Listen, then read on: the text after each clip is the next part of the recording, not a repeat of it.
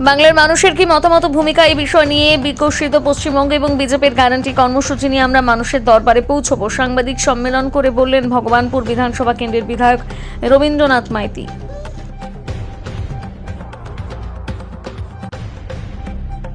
ক্ষেত্রে বাংলার মানুষের কি মত এবং কি ভূমিকা এই বিষয় নিয়ে আমরা বিকশিত পশ্চিমবঙ্গ এবং বিজেপির গ্যারান্টি এ বিষয় নিয়ে আমরা মানুষের দরবারে পৌঁছব এবং মানুষের মত আগামী দিনে 26-এ নির্বাচন, সেই নির্বাচনকে সামনে রেখে মানুষের মতামত নিয়ে আগামী 26-এ যে সরকার ভারতীয় জনতা পার্টির অনুকূলে মানুষ তার আশীর্বাদ করবেন এবং সেই মত নিয়েই ভারতীয় জনতা পার্টি আগামী দিনে সরকার পরিচালনা করবে।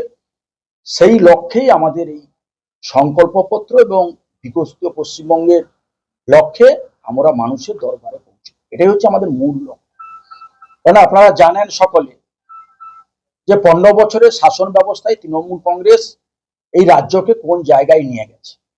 34 বছরের বাম শাসন গেছে, তারপরে 15 বছরে এই রাজ্যের সরকার, এই রাজ্যের মুখ্যমন্ত্রী তিনি বাংলাকে কোন কিনারে নিয়ে গিয়ে দাঁড় করিয়েছেন।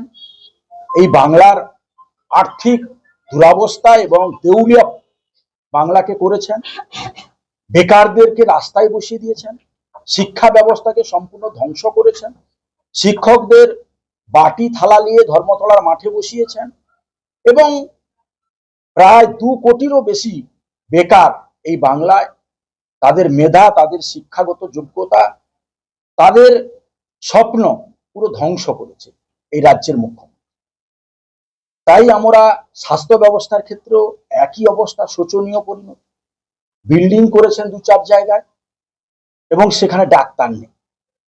এই রাজ্য থেকে ভিন রাজ্যে সমস্ত রুগীরা যারা ক্যান্সার পেশেন্ট থেকে শুরু করে বিভিন্ন জায়গায় তারা জীবন বাঁচানোর জন্য, আর এই রাজ্যের সরকার 8 লক্ষ কোটি টাকা ঋণের বোঝা বাংলার মানুষের উপরে দাঁড় করেছে।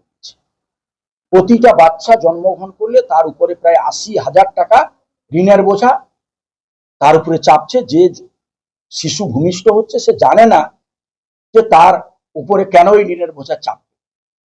তাই এই রাজ্যের সরকার যা যা অন্য বছরে করেছে, শ্যামাপ্রসাদ মুখার্জির যে বাংলা, যে শ্যামাপ্রসাদ মুখার্জি 1947-এ ভারত ভাগের যার আত্মবলিদান, যিনি কাশ্মীরে গিয়ে যার মৃত্যুবরণ হয়েছিল, সেই শ্যামাপ্রসাদ মুখার্জির যে স্বপ্ন বাংলাকে হিন্দুদের হোমল্যান্ড হিসাবে রেখে গেছিলেন, সেই বাংলার আজকে মানচিত্র, ডেমোগ্রাফি এবং জনবিন্যাস যেভাবে একটা শ্রেণীর দ্বারা বৃদ্ধি পাচ্ছে, তাই আগামী দিনে শ্যামাপ্রসাদ মুখার্জির যে স্বপ্ন এবং হিন্দুদের যে শেষ জায়গায় পশ্চিমবঙ্গ আগামী দিনে থাকবে কিনা সেই সিদ্ধান্ত বাংলার মানুষকে নিতে হবে। কারণ কঠিন পরিস্থিতির মধ্যে আমরা চলছি, যারা এখনো আমরা অনেকেই বুঝতে পারেননি যে কি হতে যাচ্ছে এই বাংলার পরিস্থিতি। কারণ এই রাজ্যের সরকার সমস্ত ক্ষেত্রে ব্যর্থ একটা সরকার। তাই মানুষের দরবারে গিয়ে মানুষের রায় নিয়ে গণতান্ত্রিক উপায়ে নতুন সরকার এই বাংলাকে আবার সোনার বাংলা গড়ার লক্ষ্যে এগোবে এবং সেটা ভারতীয় জনতা পার্টির সরকারের উপরেই নির্ভর করবে এবং তার বাইরে কোনো সরকার এই রাজ্যকে চালাতে পারবে না। তো সেখানে মানুষকে ভাবতে হবে, বাংলার মানুষকে ভাবতে হবে যে তৃণমূল কংগ্রেসকে ভোট দেওয়া মানে এই রাজ্যের তোষণ, তুষ্টিকরণ এবং মমতা ব্যানার্জি এবং তার পরিবারের সম্পত্তি বৃদ্ধি করা ছাড়া আর কোনো লক্ষ্য নেই। তাই বিজেপি আগামী দিনে ভারত গঠনের ক্ষেত্রে এবং বাংলাকে যুক্তরাষ্ট্র কাঠামোর মধ্যে রাখা এবং বেকার, পরিযায়ী শ্রমিক এবং স্বাস্থ্য ব্যবস্থা, শিক্ষা ব্যবস্থাকে নতুন ভাবে এই মাতঙ্গিনী জেলায় এবং এই রাজ্যে, এই নেতাজির এই রাজ্য, ক্ষুদিরাম বোসের এই রাজ্যে নতুন করে ফিরিয়ে আনার যে অঙ্গীকার ভারতীয় জনতা পার্টি মানুষের দরবারে নিয়ে যাচ্ছে, তার আগামী দিনে তার সফলতা এই বাংলার মানুষ দেখতে পাবে। তাই বাংলার মানুষের রায়ের জন্য আমরা এই সংকল্পপত্র নিয়ে তাদের বাড়ি বাড়ি পৌঁছে, এই হচ্ছে আমাদের মূল কর্মসূচি।